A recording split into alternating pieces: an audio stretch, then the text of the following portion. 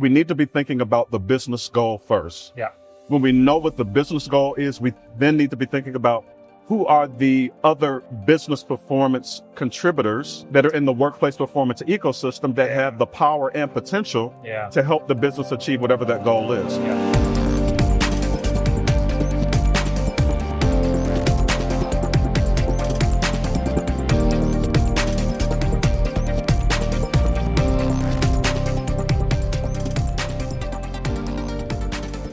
Hello and welcome back to the Leadership Launchpad. We are continuing our series from the Dead of Learn conference in Las Vegas, where I sat down with learning leaders of all kinds to ask them, what is one thing they wish more managers knew about training? In today's discussion, I talked with Kevin Yates, who is also known as the L&D Detective. He has spent a career working with organizations all across the world to help identify what are the business problems that you're trying to solve, and how can training and learning be a part of solving them. In today's discussion, he starts off with such a great phrase, is when it comes to training and what managers need to understand, it's that it takes a village. If you are talking about improving performance of your team, it takes a village. We go into talent development is one of those people, the manager is one of those people. Who else should be in that village? It should give you as a manager some ideas of how you should be thinking about, if I'm trying to improve performance, if I'm trying to make an impact on the business, I might talk to training, but who else should I be talking to? It's a really great discussion. I hope you enjoy it. Kevin, thank you so much for being here today. I'm happy to be here, Matt. Looking forward to it. Yeah, excellent. I'm really excited because you've spent a career helping talent development find the impact of what they do. Yeah.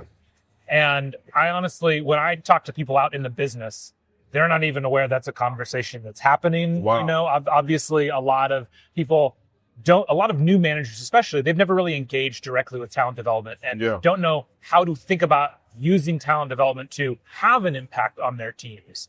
And so I think you're a perfect person to ask, what is one thing you wish managers knew about training and talent development? That's a great question. And it's really a part of the message that I am sharing literally across the globe in the L&D community. And the message, Matt, is that it takes a village. I love it. To impact workplace performance. It's just that simple. It literally takes a village to impact workplace performance. Yeah. So we have to be thinking about it in the context of training and development being an experience, and L&D being a function, right? Okay. Those are elements in the workplace performance ecosystem. L&D is a business performance contributor as a function. Training and development is an experience as a human performance contributor. But there are other business performance contributors, other human performance contributors in the workplace performance ecosystem. So it literally takes a village to impact workplace performance, not just L&D as a function and not just training and development as an experience. Yeah. So what do you think? Obviously, the manager is a crucial part of that village. What are some other things that when a manager is thinking, I need training, I need performance improvement, I'm going to engage with L&D, who else should they expect to be part of that village, you think? That's a great question. And so I talked earlier about L&D being one of the business performance contributors. Depending upon the business goal, well, let me back up. You said, what should managers be thinking about? The first thing managers should be thinking about, Matt, is what is the business goal? Yeah. Not the training goal. What is the business goal? Yeah. This is going to be a foot stomp point, I think, with all of these, all these conversations, because it's coming up a lot. Well, we have them a lot, right, Matt? But how often do we slip into old habits where we think of the training goal first and not the business goal? Yes. So that's why I said, hey, let's back up and let's think about that first. Yeah. So we need to be thinking about the business goal first. Yeah. When we know what the business goal is, we then need to be thinking about who are the other business performance contributors that are in the workplace performance ecosystem that have the power and potential to help the business achieve whatever that goal is. So it might be marketing. It might be product development. It might be customer engagement.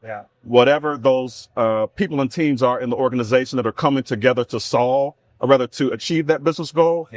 That is who we need to be thinking about. We need to be thinking about the village.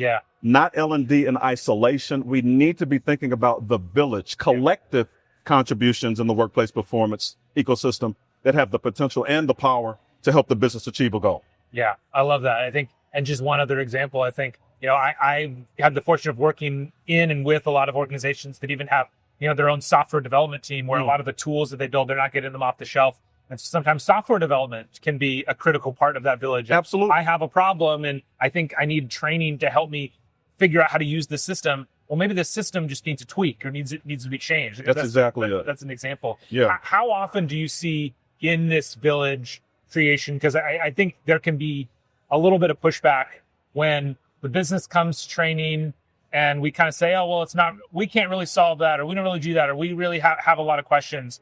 What guidance would you give to set expectations for managers of kind of what they should be expecting from a training team of how often that's going to be the root cause or root of the solution versus other things? Yeah. And I love that scenario because there are times where training and development is not the most appropriate solution to solve a business goal. Yeah. And there are times where L&D is part of the collective contributions that are coming together to help solve, or rather reach a business goal. Yeah. So in answer to that question, what do we do when we kind of have to give that pushback?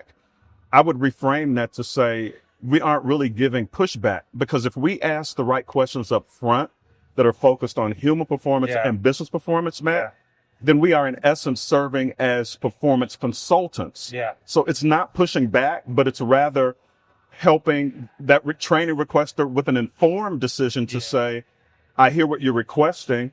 Here is my take on what you need, and here's my recommendation for how to solve that problem or reach that business goal. But we do it in the context of being business performance consultants first, and L&D practitioners second. I think that's a perfect reframe. And, because for the managers out there, it can be frustrating, to get that pushback initially. You submit what you think is a simple request and you get this litany of questions. The reason why they're asking those questions is because they're trying to make training that doesn't waste everyone's time. Yeah. Everyone in the corporate world has been in training that was just a waste of time. Myself included. And ultimately it is because there wasn't that back and forth. There wasn't that collaboration. There wasn't an attempt to really nail down what are the key things. Yeah. And so though it can feel frustrating sometimes, it's an essential part of the process. It saves everyone's time, and it makes time spent valuable and meaningful. So if we have the right conversation, and I'm going to do a shameless plug here, Matt, because I know exactly how to have that conversation, and there's guidance for that in the L&D Detective Kit for impact, or rather for investigating performance impact. Yeah. So I am moving away from training needs analysis, which is how much, how many, how often. Yes. And I am moving toward performance needs analysis. That's what it is. And in the L&D Detective Kit, there is a tool for performance needs analysis. Yeah. It's called the Workplace Performance Investigation Framework. Yeah. And it is 12 questions that, when answered, help us make informed decisions about, is training the right solution or not? If it is, here are our recommendations. Yeah. If it's not, here are our recommendations. So it solves two purposes. I'm already seeing a future episode where you're going to come on. We're just going to walk through all 12 of those questions, because even though your target audience is normally talent development, a manager being able to ask those questions for themselves is going to be hugely beneficial. Absolutely. Absolutely. And the target, my work is closely related to the global L&D community, but I work with managers, I work with senior leaders, executives. So it's relevant across the board because it's a performance consulting approach. Exactly right. Awesome. Well, fantastic, Kevin. Thank you so much. Good to see you, man. Good to see you. All right.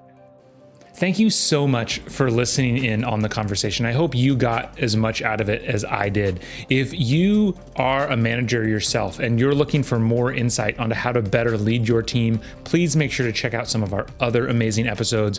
If you are responsible for developing leaders in your organization and you're struggling to make programs that actually change behavior and actually impact the business, please reach out so we can figure out how to make your organization better every day. Drop me a line using matt@bettereverydaystudios.com. I look forward to the conversation.